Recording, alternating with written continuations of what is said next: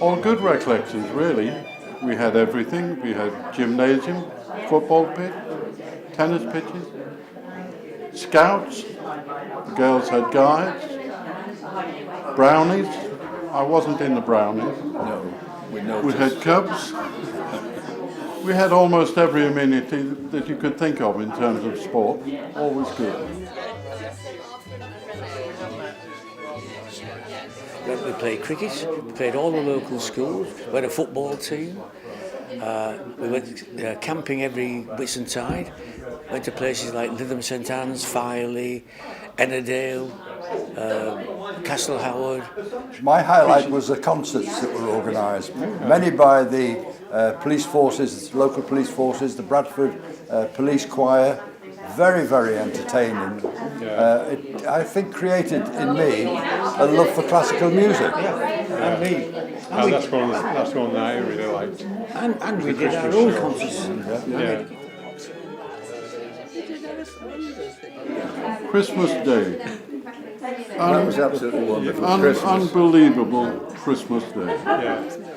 In the evening, you had dry bread and jam, no butter, or alternatively, you got butter but no jam. And porridge was served for breakfast every morning. Very substantial. Someone suggested the cook left her toenails in it because it was rather gritty.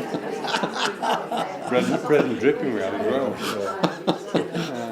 Well, we did get some decent food at times, didn't we? We had a wonderful cook called Nellie. Nellie, yes. Yeah, Nellie was a great character. We had turkey every Christmas, didn't we? I particularly remember Tuesdays, because Tuesdays in bad weather months, winter months, Nellie used to make pasties.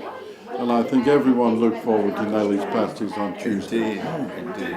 We were looked after by Sister Batty for all our ailments, and the bell would go in the morning and you could dash along and be seen to Sister Batty.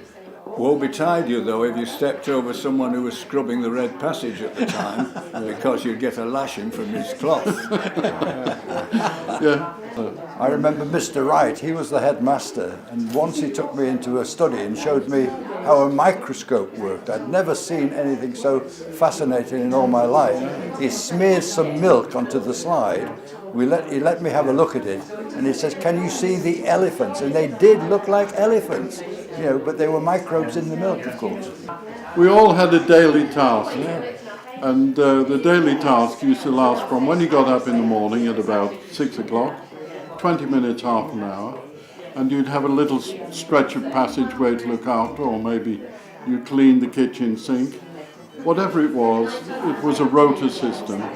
And then on a Saturday morning, it was a little longer, wasn't it, Frank? Yes, could last a couple of hours.